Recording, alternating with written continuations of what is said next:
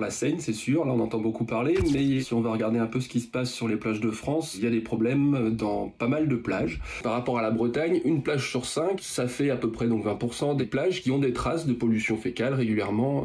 Donc il faut regarder notre carte, et ce qui peut intéresser vraiment le baigneur, c'est d'aller rechercher sa plage, parce que chacun a sa plage favorite, celle qui tient vraiment au cœur, ou celle où on va en vacances. Alors que tout le monde a les yeux rivés sur la Seine, on s'est demandé ce qu'il en était des plages françaises. On a posé la question à Laurent Lebert de l'association Eau et Rivières de Bretagne qui a établi une carte de la qualité de l'eau des 1854 plages de France métropolitaine basée sur les deux mêmes bactéries mesurées dans la Seine, Escherichia coli et les entérocoques intestinaux. Quand je me balade, donc il y a des points rouges, il y a des points verts, des points bleus et des points oranges. Qu'est-ce que ça veut dire ça? Un point rouge, c'est une plage qui est à éviter, qui a obtenu un score inférieur à 70, donc 70% d'analyses qui sont bonnes. Donc en gros, pour un baigneur, si on est dans le rouge, ça veut dire qu'on a plus d'une chance sur 3 de se baigner dans une eau avec des traces de bactéries fécales. On risque une gastroentérite, une otite, toutes ces maladies en hit, là, les conjonctivites, etc. Le risque devient notable.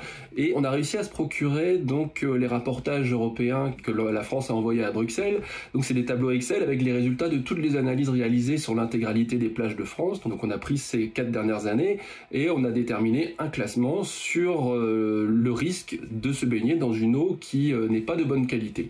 Donc à partir de ce classement, on a pu donc hiérarchiser les plages de la meilleure à la moins bonne, et chaque plage de France a obtenu une note qui nous a permis après de créer 4 critères, donc les critères qui sont donc à éviter quand les plages sont vraiment souvent polluées, déconseillées quand on a un petit peu mieux, mais bon, nous on n'irait pas, on déconseille.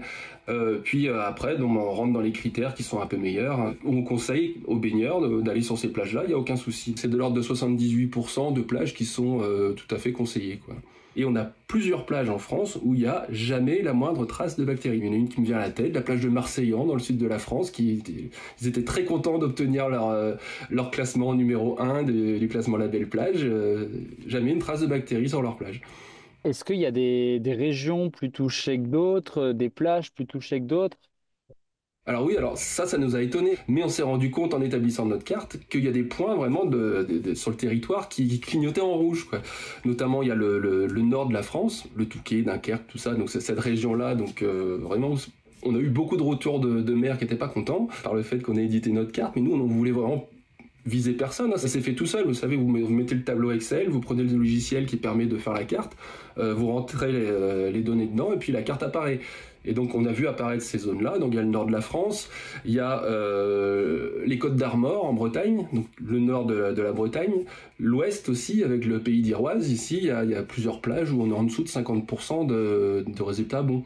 Donc on a plus d'une chance sur 2 de se baigner dans les bactéries. Mais à côté, à 1 kilomètre de là, si on a une plage où il n'y a pas de rivière, on peut avoir des résultats à presque 90%. On est dans les plages parfaitement en bon état, quoi. On a eu aussi donc le sud-est de la France, du côté de Nice, où ça va pas du tout non plus. Et on a vu d'autres régions, au contraire, qui semblent au niveau bactérien. On n'est pas allé chercher les déchets, les macrodéchets ou autres, c'est juste sur le niveau bactérien. On a vu des régions comme par exemple l'Occitanie, tout va bien. La région Aquitaine aussi, quand on regarde les Landes, on voit pas de problème. Alors généralement, là où il y a des problèmes, c'est là où il y a des rivières qui se jettent, ou là où il y a vraiment une grosse densité de population aux alentours, quoi. Alors, quand on pense à la Seine, là, ce sont vraiment des pollutions urbaines, des problèmes d'assainissement. D'ailleurs, c'est pour ça que le réservoir d'Austerlitz a été construit, donc pour recueillir les eaux lorsqu'il y a de grosses pluies. Mais si on va se balader dans d'autres régions françaises, notamment, je sais pas, dans le nord de la France, on aura aussi des problématiques d'ordre d'assainissement. Mais si on va par chez nous en Bretagne, on a aussi et surtout des concentrations de gros animaux d'élevage du type porc ou vaches qui sont vraiment très très très impressionnants. Donc on a des endroits, notamment au pays d'Iroise, où il y a plus de 4000 porcs au kilomètre carré, sachant qu'un porc produit 30 fois plus de bactéries Escherichia coli qu'un humain. Donc vous imaginez un petit peu donc le flux de bactéries qui sont émis par ces élevages. Et ces élevages sont bien souvent placés sur les bassins versants de rivières qui se jettent sur les plages. Donc si on regarde notre carte La Belle Plage et qu'on zoome un petit peu sur les endroits qui sont orange ou rouge, donc qui sont vraiment problématiques sur la carte de Bretagne, on voit de façon évidente qu'il y a une corrélation directe entre les densités de port qu'on peut trouver donc sur certaines cartes éditées par le ministère de l'Agriculture et les endroits où il y a des problèmes d'eau de baignade. Donc pour nous, il y a un lien de cause à effet qui saute aux yeux et on a vraiment beaucoup de difficultés à faire admettre la chose parce qu'il y a un poids du secteur agricole en Bretagne qui est très important. Hein. Comment serait classée la Seine justement dans votre classement selon votre code couleur ? Alors, jusqu'à présent, la Seine, c'est pas un site de baignade. Alors, il faut savoir qu'un site de baignade, selon la directive 2006/7/CE, qui est la directive haute baignade, c'est là où il y a des baigneurs. Donc, pour l'instant, il n'y a pas beaucoup de baigneurs dans la Seine, quelques triathlètes depuis quelques temps. Mais donc, si on imaginait que la Seine devenait un site de baignade, donc l'Agence régionale de santé d'Île-de-France serait obligée de venir faire des prélèvements en suivant un calendrier qui est établi avant la saison pour établir donc le classement des eaux de baignade à un point précis sur la Seine.